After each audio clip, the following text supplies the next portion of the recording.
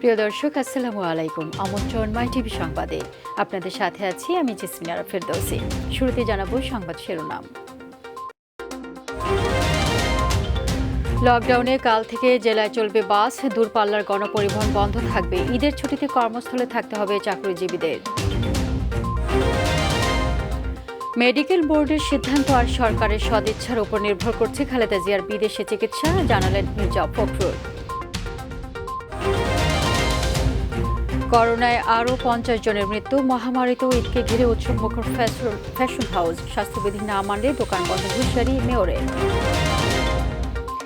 সিলেটে পুলিশ ফাঁড়িতে বহুল আলোচিত রায়হান হত্যা মামলায় পিবিআই এর চার্জশিট দাখিল। এসআই আকবর সহ 6 জন অভিযুক্ত।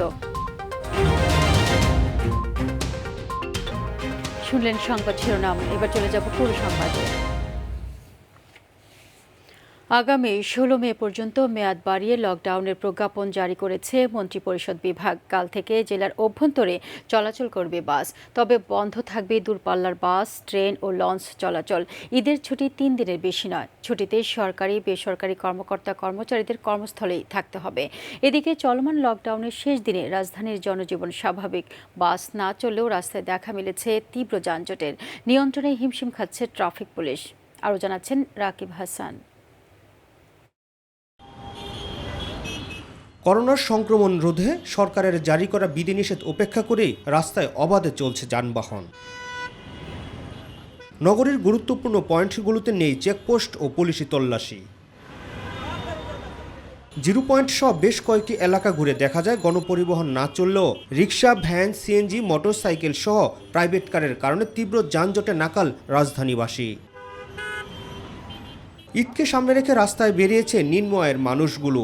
জীবন বাঁচাতেই যেন জীবিকার সাথে তাল মিলাচ্ছে তারা।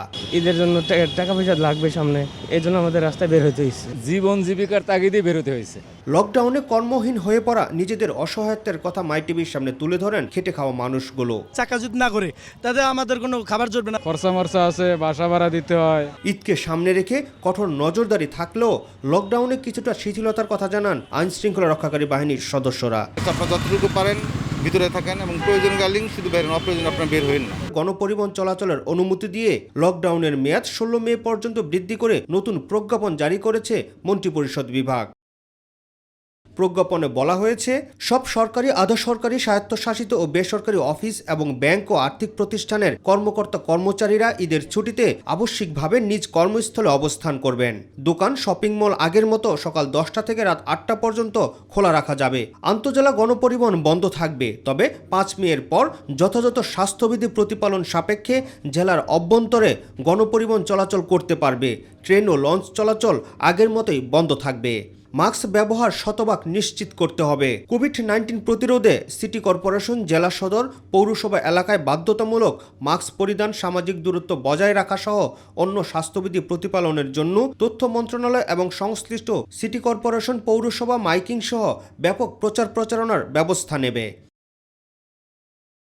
রাকিব হাসান, মাই টিভি, ঢাকা। করোনায় আক্রান্ত খালেদা জিয়া অত্যন্ত অসুস্থ অবস্থায় চিকিৎসাধীন আছে জানিয়ে বিএনপি মহাসচিব মির্জা ফখরুল ইসলাম আলমগীর বলেছেন, মেডিকেল বোর্ডের সিদ্ধান্তের উপর নির্ভর করছে খালেদা জিয়ার বিদেশে চিকিৎসার বিষয়টি।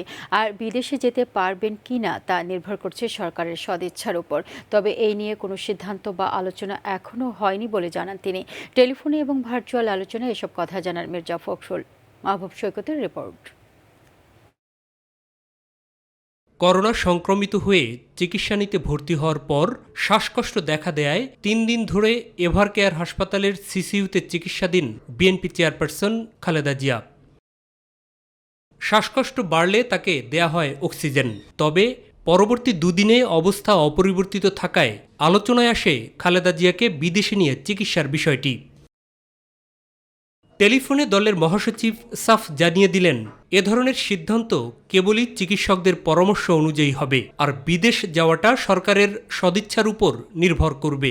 খবর নিলাম, খবর নেই তো বললেন যে এখন স্টেবল আছেন, এখনো ওই রকমই আছেন। মেডিকেল বোর্ড যদি বলে যে না, তাকে এখন এখানে রাখা যাবে না, বিদেশে নিতে হবে, তখন আমরা ব্যবস্থা নেওয়ার চেষ্টা করবো। তারপর সেটা ডিপেন্ড করবে গভর্নমেন্টের উপর।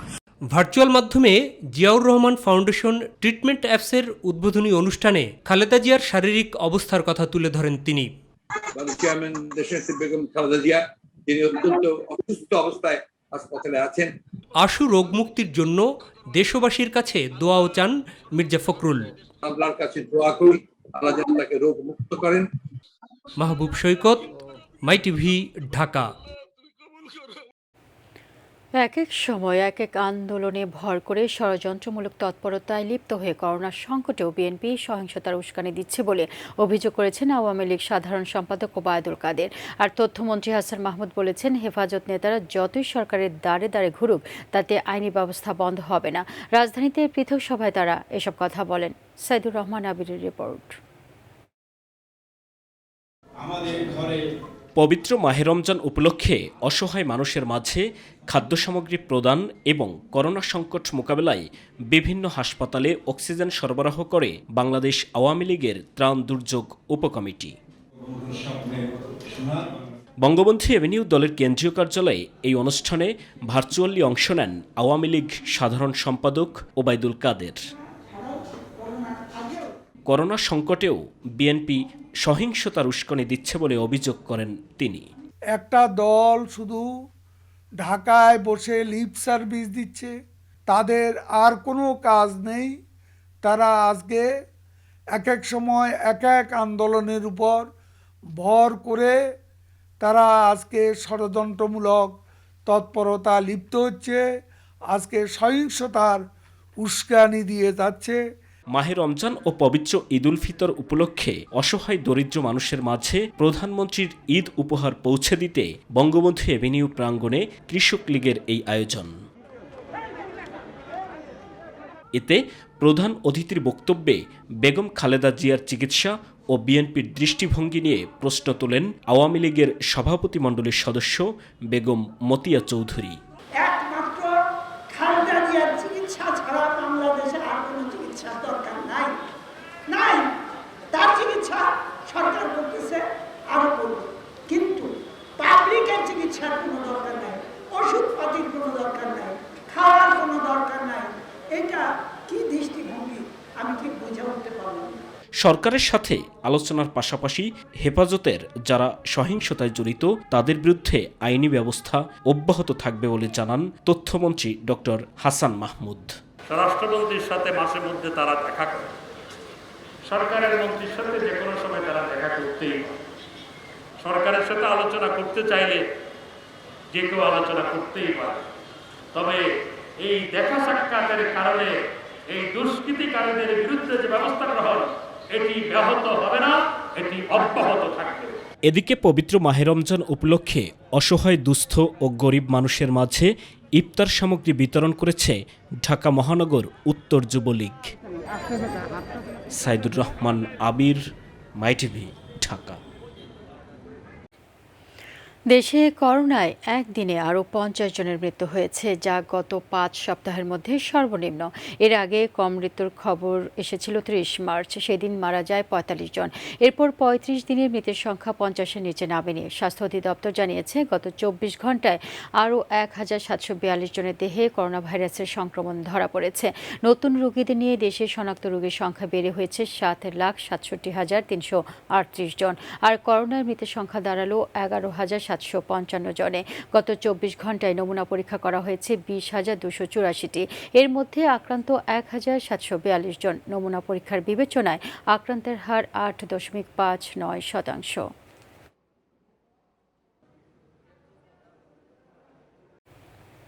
ঈদের খুশিকে বরণ করার আয়োজন, অন্যদিকে করোনার প্রভাব। মহামারীর মধ্যেও ঈদকে ঘিরে উৎসবমুখর ও প্রাণবন্ত ফ্যাশন হাউসগুলো। তারা নিয়ে এসেছে ঐতিহ্য ও আধুনিকতার মিশ্রণে বাহারি ডিজাইনের পাঞ্জাবির কালেকশন। ক্রেতারাও ছুটছেন সেদিকে, তবে উপেক্ষিত হচ্ছে স্বাস্থ্যবিধি। শিউলি রোজার রিপোর্ট। ঈদের দিন পাঞ্জাবি পরার রেওয়াজ বহু পুরনো। ছেলেদের তাই ঈদে চাই নতুন পাঞ্জাবি। ক্রেতাদের চাহিদার কথা বিবেচনা করে ফ্যাশন হাউসগুলো প্রতি ঈদেই আনে নতুন ডিজাইনের পাঞ্জাবি। তবে করোনা মহামারীর মধ্যে এবার পরিস্থিতি ভিন্ন। আসলে আমাদের মুসলমানের ধর্মীয় উৎসব হিসাবে আমরা পাঞ্জাবি না হইলে মনে হয় যে ঈদটা পরিপূর্ণ হয় না। বাঙালি সংস্কৃতির একটা ঐতিহ্য, সেজন্য আমরা পাঞ্জাবিটাই ঈদের সময় সবচেয়ে বেশি ইউজ করি। এবছর ডিজাইন, আবহাওয়া ও সংস্কৃতিকে বিবেচনা করেই গরমের কারণে এবার সুতিকেই প্রাধান্য দিয়েছে বেশিরভাগ ফ্যাশন হাউস। সিম্পলের মধ্যে অনেক সুন্দর সুন্দর পাঞ্জাবি আছে এবং গরমের পারপাসে অনেক সফট ফেব্রিক্সে ভ্যারাইটিস ডিজাইন আছে আমাদের ম্যাক্সিমামই দেখেন এগুলো যা দেখতেছেন গর্জিয়াস পাঞ্জাবিগুলো কিন্তু আগেরবার যেমন কাতানের ছিল, এখন কিন্তু ম্যাক্সিমাম কটনের, যাতে মানুষ পরে কমফোর্টেবল ফিল করে। করোনার কারণে যারা শোরুমে এসে কিনতে চান না তাদের জন্য রয়েছে অনলাইনে কেনার সুযোগ। করোনা সিচুয়েশনে অনেকে মার্কেটে আসতে চাচ্ছে না, অনেকে বাসায় থাকতে চাচ্ছে, তাদের জন্য আমরা অনলাইনে প্রোডাক্টগুলি ডেলিভারি দিয়ে থাকি। এছাড়াও বাহারি কালেকশনের মধ্যে বিশেষ ছাড় রেখেছে ফ্যাশন হাউসগুলো।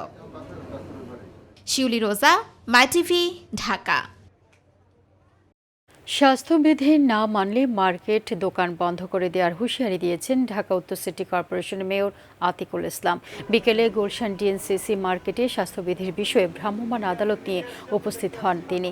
এ সময় মাস্ক না পরে দোকান পরিচালনা করায় কয়েকজন দোকানিকে জরিমানা এবং কয়েকটি দোকান সাময়িকভাবে বন্ধ করে দেওয়া হয়। পরে ব্যবসায়ীদের উদ্দেশ্য করে মেয়র বলেন, যেসব শর্তে দোকান ও মার্কেট খোলার অনুমতি দেওয়া হয়েছে তা ভঙ্গ করছেন অনেক ব্যবসায়ী। এভাবে চলতে থাকলে কঠোর পদক্ষেপ নেওয়ার কথা জানান আতিকুল ইসলাম। এটা আমাদের চলতে থাকবে, এটা আমরা যে কোনো জায়গায় যাব উইদাউট এনি ইনফরমেশন আমরা যাব। আমি চাই না ঈদের আগে কেউ কোনো দোকান বন্ধ হোক। জীবন জীবিকা চলার জন্য আমাদেরকে মাস্ক ব্যবহার করতে হবে, সামাজিক দূরত্ব মেনটেন করতে হবে, তারপর আমরা চলতে পারবো। কিন্তু আপনারা কোনো কিছু তোয়াক্কা করবেন না, এখন আপনারা বলবেন যে মাফ করে দেন, না, এটি হবে না। সিলেটে পুলিশ ফাঁড়িতে নির্যাতনে নিহত বহুল আলোচিত রায়হান আহমেদ হত্যা মামলার চার্জশিট দাখিল করেছে police bureau of investigation PBI. সকাল 11টায় পিবিআই তদন্তকারী দল সিলেট কোর্ট ইন্সপেক্টর প্রদীপ কুমার দাসের কাছে চার্জশিট হস্তান্তর করে। এতে বরখাস্তকৃত এসআই আকবর হোসেন ভুইয়াকে প্রধান করে 6 জনকে অভিযুক্ত করা হয়েছে। প্রতিনিধি মৃণাল কান্তি দাসের রিপোর্ট, জানাচ্ছেন শামস তাবরিজ উচ্ছ্বাস। বহুল আলোচিত সিলেটের বন্দরবাজার পুলিশ ফাঁড়িতে রায়হান আহমেদকে নির্মম নির্যাতন চালিয়ে হত্যা করা হয়। প্রাথমিক তদন্তে এসব ঘটনা উঠে আসার পর তদন্তের ভার নেয় police bureau of investigation PBI. হত্যার 7 মাসের মাথায় কোর্ট পুলিশের কাছে অভিযোগপত্র জমা দিয়েছেন তদন্তকারী সংস্থা পিবিআই। এতে বন্দরবাজার ফাঁড়ির তৎকালীন SI Akbar Hossain Bhuiyan, 2IC SI Ahsan Ali, SI Ashiki Elahi, constable Harunur Rashid, constable Titu Chandra Das ও আবদুল্লাহ আল নোমানকে আসামি করা হয়। করোনার কারণে আদালতের কার্যক্রম ভার্চুয়াল পদ্ধতিতে চলায় অভিযোগপত্র আদালতে দাখিল না করে কোর্ট পুলিশের কাছে হস্তান্তর করা হয়েছে। আমাদের যখন কোর্ট সম্পূর্ণভাবে চালু হবে এবং এর মধ্যে আমরা তার অভিযোগপত্র দেখে কোনো ত্রুটি থাকলে সেটা আমরা সংশোধন করে পুনরায় পিবিআইয়ের সাথে কথাবার্তা বলে আমরা অচিরে এটা জমা দিয়ে দেব। দুপুরে সংবাদ সম্মেলনে অভিযোগপত্রের বিস্তারিত তুলে ধরেন পিবিআইয়ের বিশেষ পুলিশ সুপার হুমায়ুন কবির। তাদের বিরুদ্ধে আমরা আজকে অভিযোগপত্র তদন্ত শেষে দাখিল করেছি। ন্যায় বিচারের স্বার্থে আমরা চেষ্টা করেছি আমাদের এই আজকের প্রতিবেদন কোর্টে দাখিল করতে। অভিযোগপত্র হাতে পাওয়ার পর পরবর্তী পদক্ষেপ নেওয়ার কথা জানালেন বাদীপক্ষের আইনজীবী। পিবিআই কর্তৃপক্ষ তদন্ত শেষে একটা অভিযোগপত্র জমা দিয়েছেন। আমরা অভিযোগপত্র এবং সংশ্লিষ্ট কাগজপত্র তোলার পর আমাদের মন্তব্যের সময় আসবে। এখনো আমাদের মন্তব্যের কোনো সময় আসেনি। মামলার অভিযোগপত্র দেয় সন্তোষ প্রকাশ করেছেন রায়হানের মা। জানান দোষীদের শাস্তি চান তারা।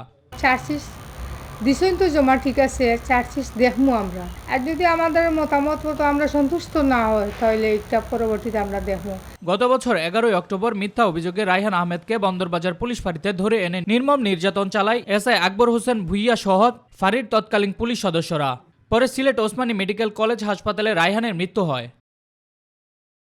শামস তাবরিজ উচ্ছ্বাস, মাই টিভি, নিউজ ডেস্ক। এবার নগর দর্পণ।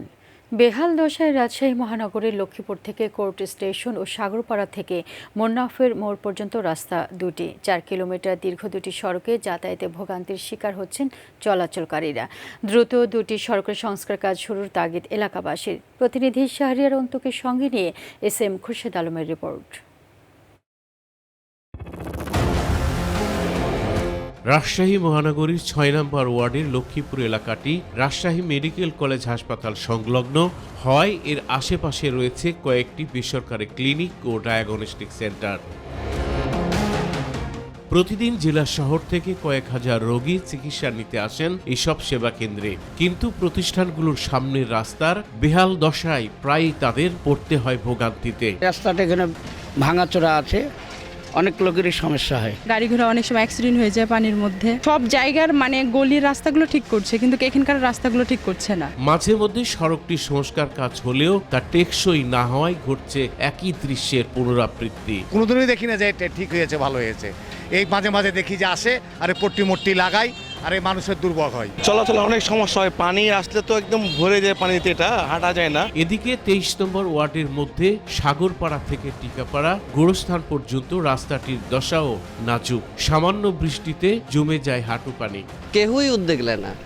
আসে মেয়র তো আসে এই রাস্তাতে, সবাই তো আসে দেখেও তো, কিন্তু কোনো করে না। বর্ষার সময় যাতায়াতের সমস্যা, পানি হাঁটুর কাছে চলে আসে। অচিরেই রাস্তাগুলো সংস্কার চেয়েছেন ভুক্তভোগীরা। অনেক সমস্যাই হয়, রোগী লিয়ে এদিক দিয়ে আসা যায় না। ড্রেনেজ সিস্টেমটা ভালো হওয়া উচিত, যেন পানি না জমে। পানি না জমলে রাস্তা ভালো থাকবে। সব চিকিৎসা কেন্দ্র রোগীদের খুব কষ্ট হয়। রাস্তাটা অবশ্যই সংস্কার করা প্রয়োজন, কারণ এই রাস্তার কারণে আমাদের এস্তাবাদ দিয়ে যাতায়াত করা খুব সুবিধা হবে। লকডাউনের পরে সংস্কার কাজ শুরুর আশ্বাস দিলেন রাজশাহী সিটি কর্পোরেশনের তত্ত্বাবধায়ক প্রকৌশলী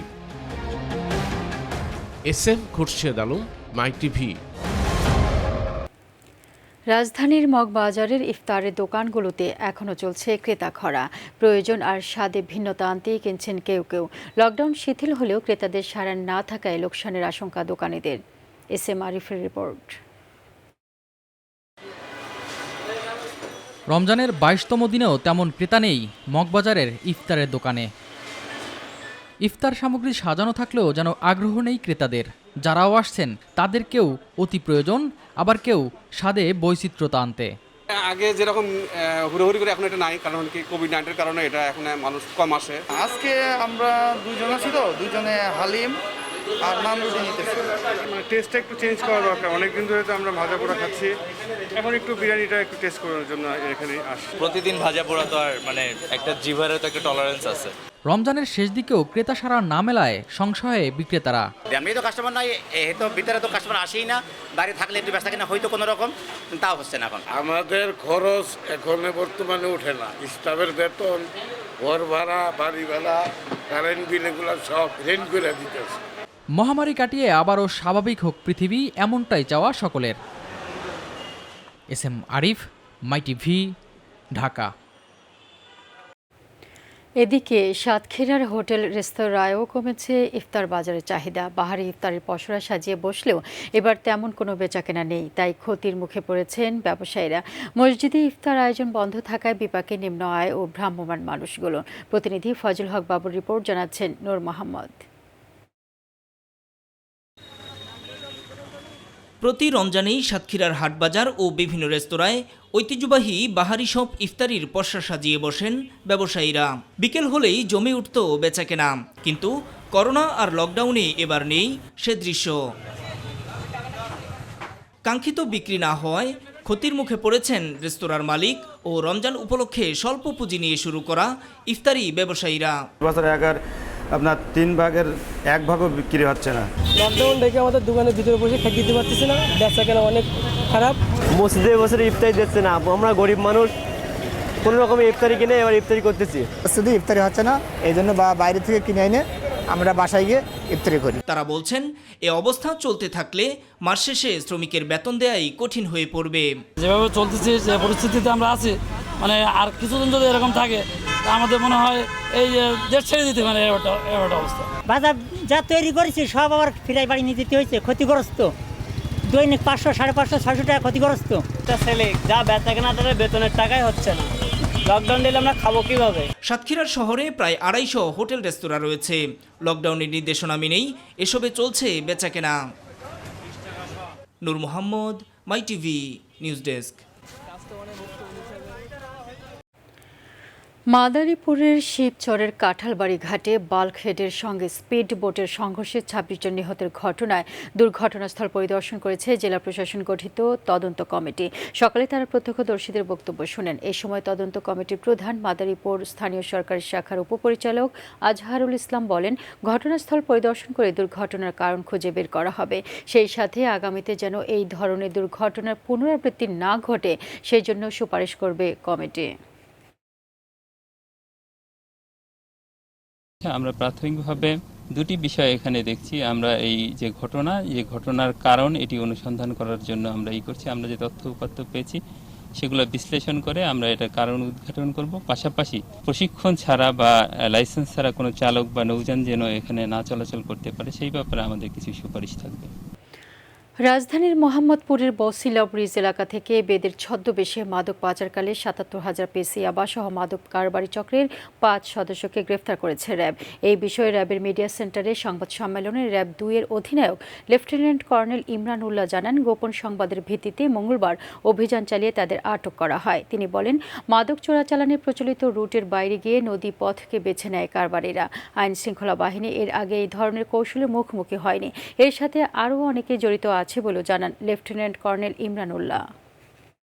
তাদের এরকম সামনে লাইনম্যান ছিল যারা আইন শৃঙ্খলা রক্ষাকারী বাহিনীর অবস্থান ওইভাবে চিহ্নিত করতে পারেনি বলে তারা পরবর্তীতে আমাদের কাছে ধরা পড়েছে।